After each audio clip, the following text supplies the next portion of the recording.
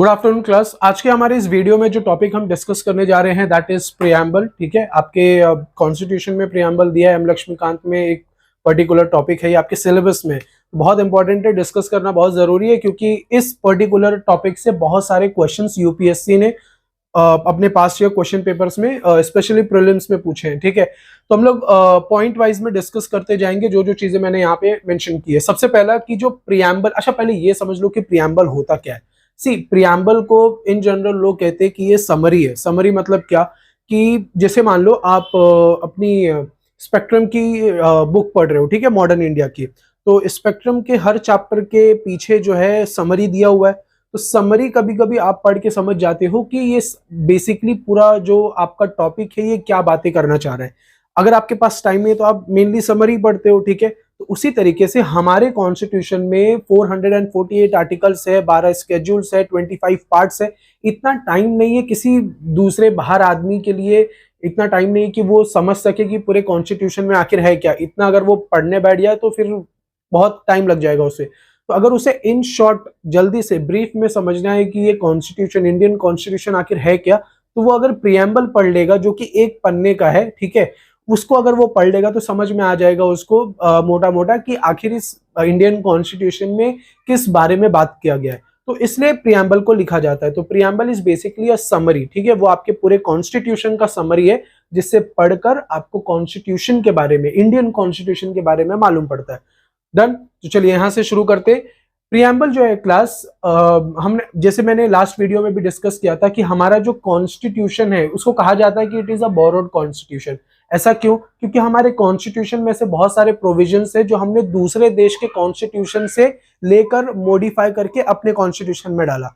उसी तरीके से एक प्रोविजन जो हमने कॉपी किया था दैट वाज प्रियम्बल। ठीक है, तो प्रियम्बल को हमने यूएस से कॉपी किया था। यूएस से हमने फंडामेंटल राइट्स को भी उठाया था, ड्यू प्रोसेस ऑफ लॉ को भी उठाया था, हमारे प्रोविजन उसको हमारे कॉन्स्टिट्यूशन में डाला। उसी तरीके से हमने प्रियम्बल भी यूएस से लेकर अपने इंडियन कॉन्स्टिट्यूशन में डाला है। अगर आपको कभी एग्जाम में ऐसा पूछ लेता है कि क्या यूएस ही वो पहला देश था जिसने प्रियम्बल इनैक्ट किया था, तो बिल्कुल ये बात एकदम सही है कि यूएस वो कंट्री था जिसने सबसे पहली बार अपने देश में प्रियम्बल को इनैक्ट किया था। और उनसे ही इंस्पायर होके हमने भी क्या किया, हमारे देश में, हमारे कंट्री में प्रियम्बल इनैक्ट किया। ठीक है, चलिए आगे बढ़ते हैं। It was enacted after the constitution. ये बहुत बार डाउट होता है स्टूडेंट्स को कि क्या हमने हमारे प्रियम्बल को कॉन्स्टिट्यूशन बनने से पहले ही बना लिया था या पूरा कॉन्स्टिट्यूशन खत्म होने के बाद हमने उसको इनैक्ट किया। तो याद रखना class, from exam point of view, एक बार जब हमारा कॉन्स्टिट्यूशन पूरा बनकर तैयार हो गया, ठीक है, 1946 दिसंबर से हमारा कॉन्स्टिट्यूशन बनना शुरू हुआ था, 50 में आके हमारा 49 में हमारा 1949 में कॉन्स्टिट्यूशन खत्म हुआ। तो एक बार जब हमारा पूरा कॉन्स्टिट्यूशन खत्म हो गया उसके बाद ही हमने हमारे प्रियम्बल को इनैक्ट किया था। ये एग्जाम पॉइंट ऑफ व्यू से याद रखना। चलिए आगे बढ़ते। अच्छा, हमारे ना कॉन्स्टिट्यूशन को क्लास बहुत सारे टैग्स दिए गए। ठीक है, सॉरी, कॉन्स्टिट्यूशन को तो दिया ही गया है, हमारे स्पेसिफिकली प्रियम्बल को कई टैग्स मिले। क्या टैग मिला है हमारे प्रियम्बल को, जरा वो समझते हैं। क्यों मैं इस बता रहा हूँ, क्योंकि चांसेस होते हैं कि एग्जाम में कभी पूछ सकता है कि ये प्रियम्बल के ऊपर किसी ने ऐसा कोट किया था, वो कौन था। ठीक है, आपके यूपीएससी सिविल सर्विसेज में या फिर मान लीजिए आपके पीसीएस में, ठीक है, या फिर एसएससी में भी आपको कभी पूछ सकता है अगर आप उस एग्जाम के लिए प्रिपेयर कर रहे हैं। तो याद रखना एक टैग था कि preamble is the identity card of constitution.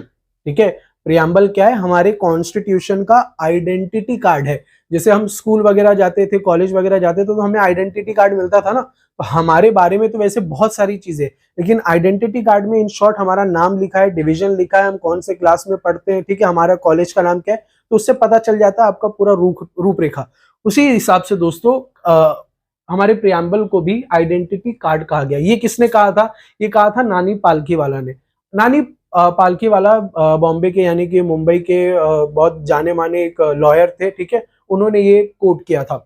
दूसरा टैग मिला है हमारे प्रियम्बल को कि इट इज अ की नोट टू द कॉन्स्टिट्यूशन। की नोट टू द कॉन्स्टिट्यूशन ये किसने कहा था? ये कहा था अर्न्स्ट बर्कर ने। अर्न्स्ट बर्कर कहाँ थे दोस्तों? ये थे यूके के, ठीक है, इंग्लैंड के रहने वाले थे, पॉलिटिकल साइंटिस्ट थे, इन्होंने ये चीज कही थी। अच्छा, last, soul of our constitution, ये किसने कहा था? ये कहा था मोहम्मद हिदायतुल्लाह। ठीक है, इंडियन प्रियम्बल क्या है? हमारे कॉन्स्टिट्यूशन का सोल है, जान है, उसको पढ़ के हमारे पूरे कॉन्स्टिट्यूशन को समझा जा सकता है। तो सोल ऑफ द कॉन्स्टिट्यूशन ये किसने कहा था प्रियम्बल को? मोहम्मद हिदायतुल्लाह। मोहम्मद हिदायतुल्लाह दोस्तों एक बहुत ही प्रोमिनेंट फिगर है। क्यों? क्योंकि ये हमारे चीफ जस्टिस भी रह चुके हैं सुप्रीम कोर्ट में। ठीक है, चीफ जस्टिस कितनी बड़ी बात होती है आप जानते हैं। ये इंडिया के चीफ जस्टिस भी रह चुके हैं, बाद में इंडिया के वाइस प्रेसिडेंट भी बने थे, उसके बाद इंडिया के एक्टिंग प्रेसिडेंट भी बन चुके हैं। ये एक्टिंग प्रेसिडेंट क्या होता है कि मान लो अगर किसी प्रेसिडेंट ने अपने पोजीशन से रिजाइन कर दिया या फिर अननेचुरल तरीके से या बीच में ही ड्यूरिंग द टेन्योर उनकी डेथ हो जाती है, तो उस समय के लिए जो प्रेसिडेंट पोजीशन होता है वो तो खाली हो गया, तो क्या हम उसको खाली छोड़ेंगे? नहीं।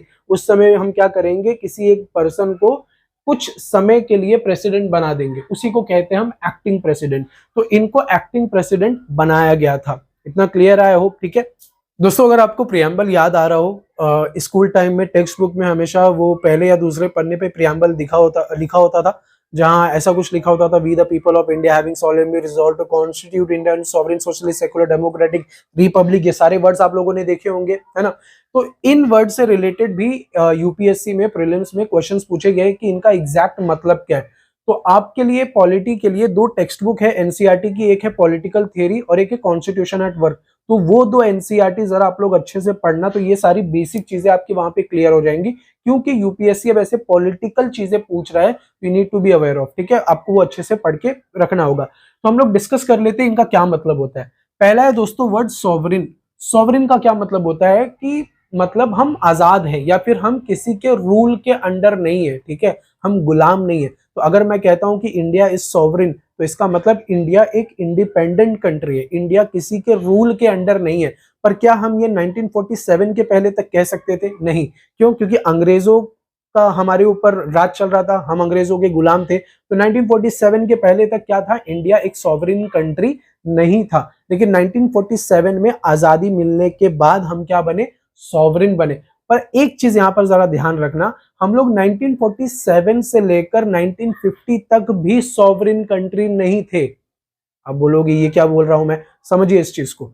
देखिए 1947 को हमारा देश आजाद हुआ था, 1947 से लेकर 1950 तक हमारा जो है कॉन्स्टिट्यूशन बन रहा था, है ना। 2 साल लगे थे। एग्जैक्टली 1946 से हमारा कॉन्स्टिट्यूशन बनना शुरू हुआ था, दिसंबर का महीना था, हम मान लेते हैं मोटा मोटा 1947।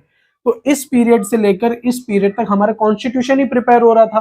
तो हमारा जब कॉन्स्टिट्यूशन प्रिपेयर हो रहा था, तब हम ब्रिटिशर के सुपरविजन के अंडर हमारा कॉन्स्टिट्यूशन प्रिपेयर कर रहे थे। तो क्या हम सॉवरेन थे? नहीं, क्योंकि ब्रिटिशर्स अभी भी हमारे सर के ऊपर बैठे थे, हमारे कॉन्स्टिट्यूशन मेकर्स के ऊपर बैठे हुए थे। तो कैसे हम सॉवरेन हुए? हम नहीं थे। तब हम क्या थे? तब हमें मिला था डोमिनियन स्टेटस। तब हमारा कंट्री कौन से रूल में था? डोमिनियन रूल में था। 1950 से लेकर अब कौन सा साल चल रहा है? 2024। तो 1950 से लेकर 2024 अब हम मान सकते हैं कि हम क्या है? हम एक सॉवरिन, एक प्रॉपर सॉवरिन कंट्री है। अब हमारे ऊपर 1950 के बाद जब हमारा कॉन्स्टिट्यूशन एक बार लागू हो गया, अब तो हमको अंग्रेजों की जरूरत नहीं थी। भाई जाओ आप लोग अपने अपने घर पे, अब हम हमारा देश अच्छे से चला लेंगे, हमको कोई प्रॉब्लम नहीं होगा। तो 1950 से एक्चुअली में इंडिया एक सॉवरिन कंट्री बना, बट लिखने को तो हमने लिख दिया था। बट ये बात आप याद रखना कि 1947 से 50 तक हम एक डोमिनियन स्टेटस में थे। डोमिनियन स्टेटस का मतलब हम ब्रिटिश सुपरविजन में हमारा कॉन्स्टिट्यूशन प्रिपेयर कर रहे थे। 47 में आजादी तो मिल गई थी। ठीक है, आई होप इतना क्लियर हो गया होगा, सॉवरेन समझ में आ गया होगा आपको। नेक्स्ट आता है सोशलिस्ट, यानी कि सोशलिज्म। देखिए क्लास, सोशलिज्म या सोशलिस्ट बहुत इजी चीज है। क्या है कि जिस भी कंट्री में सोशलिज्म, उनके अगर कॉन्स्टिट्यूशन में ये चीज डाली गई है, इसका मतलब उस कंट्री के गवर्नमेंट का ये दायित्व बनता है कि वो अपने लोगों के लिए सोशल स्कीम, सोशल वेलफेयर ऐसे प्रोग्राम्स लॉन्च करे।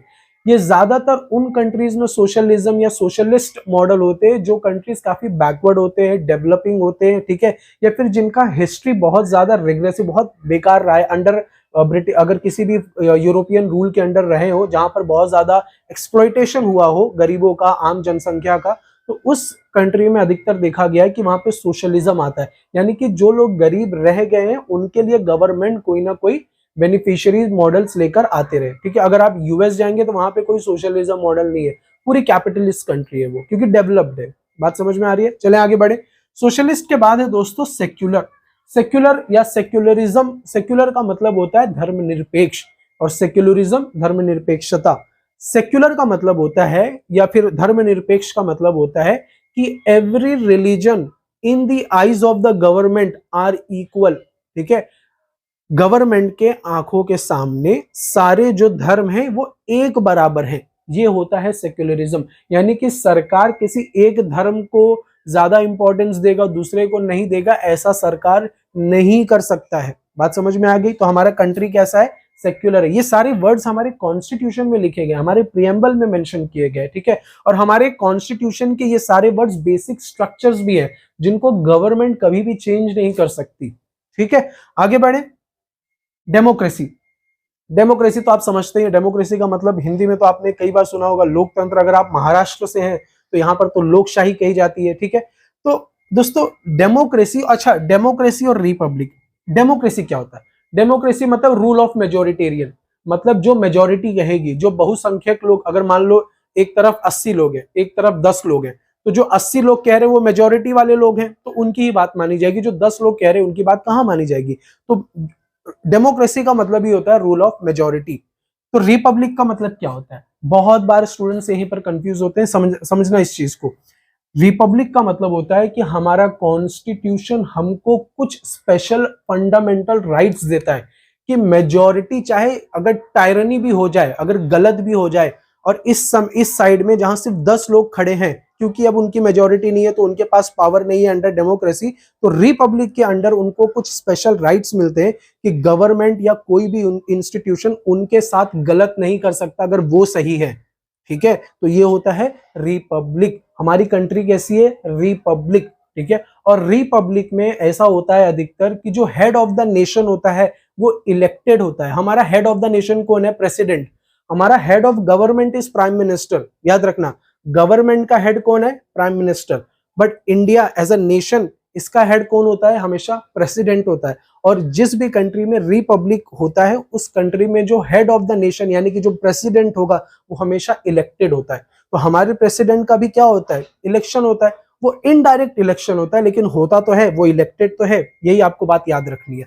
आई होप ये सारी चीजें आपको समझ आ गई होंगी। ठीक है, इनसे रिलेटेड अगर कोई भी डाउट है तो आप लोग मुझे कमेंट सेक्शन में लिख सकते हैं, मैं वहां पे भी एक्सप्लेन कर दूंगा आपको। सी क्लास, इवोल्यूशन ऑफ प्रियम्बल, ये भी बहुत इंपॉर्टेंट सब टॉपिक है प्रियम्बल का। इससे रिलेटेड एग्जाम में, प्रीलिम्स एग्जाम में क्वेश्चन पूछने के चांसेस हमेशा हाई रहते हैं। ठीक है, या फिर जब भी आप अपने मेंस का एग्जाम दे रहे होंगे, GS2 दे रहे होंगे, वहां पर भी आप इन चीजों का मेंशन कर सकते हैं। इवोल्यूशन कैसे हुआ है जरा समझिए। 1960 में क्लास, 1960 में एक केस आया था जिसको बोलते हैं Berubari union case. Berubari union case में पहली बार सुप्रीम कोर्ट ने यह कहा था कि जो प्रियम्बल है वो कॉन्स्टिट्यूशन का पार्ट नहीं है। ठीक है, तो ये एक लैंडमार्क जजमेंट था कि प्रियम्बल जो है वो कॉन्स्टिट्यूशन का पार्ट नहीं है। ये कौन से केस में कहा गया था? बेरूबरी यूनियन केस में। कब? 1960। 1960 के बाद क्लास 1973 में एक लैंडमार्क जजमेंट आया था, that is Kesavananda Bharati case. Kesavananda Bharati case में सुप्रीम कोर्ट ने अपने अर्लियर जजमेंट को ओवररूल किया और ये कहा कि नहीं, प्रियम्बल जो है वो कॉन्स्टिट्यूशन का पार्ट है। पहले क्या कहा था? बेरूबरी यूनियन केस में नहीं है। केशवानंद भारती केस में क्या किया? जजमेंट को ओवररूल किया, अपने ही जजमेंट को ओवररूल किया और क्या कहा कि नहीं, प्रियम्बल जो है वो कॉन्स्टिट्यूशन का पार्ट है। ये किसमें कहा? केशवानंद भारती केस 1973 में। उसके बाद आखिरी में 1995 में एक तीसरा केस आया दोस्तों, LIC ऑफ इंडिया केस। इसमें भी सुप्रीम कोर्ट ने एक और बार रिमाइंड किया, मेंशन किया कि preamble is a part of constitution. सिर्फ बेरूबरी यूनियन केस में कहा था कि नहीं है पार्ट प्रियम्बल कॉन्स्टिट्यूशन का, पर बाकी के जो दो केस थे, केशवानंद भारती केस 1973 और 1995 में LIC ऑफ इंडिया केस, इसमें सुप्रीम कोर्ट ने मेंशन किया था कि नहीं भैया, कॉन्स्टिट्यूशन का पार्ट प्रियम्बल बिल्कुल है और आगे इस पर ज्यादा कुछ भी डाउट किसी को न रहे, इसलिए 1995 में इन्होंने एक और बार क्लियर कर दिया था। ठीक है क्लास, तो ये इवोल्यूशन ऑफ प्रियम्बल, ये आप लोग जरा याद रखना, इसमें कुछ भी डाउट मत रखना, कुछ भी स्कोप मत छोड़ना डाउट का। अगर आपको फिर भी कोई डाउट है तो प्लीज आप कमेंट सेक्शन में लिख सकते हो। ठीक है, so I am Mangesh Jaiswal signing off. मिलते हैं अगले वीडियो में। ठीक है, अगर आपको किसी टॉपिक से रिलेटेड वीडियो चाहिए तो प्लीज लेट मी नो। अगला वीडियो हमारा जो है वो पॉलिटी के ही बहुत सारे टर्म और टर्मिनोलॉजी से रिलेटेड ही आने वाला है। Thank you so much for watching. मिलते हैं अगले वीडियो में, बाय।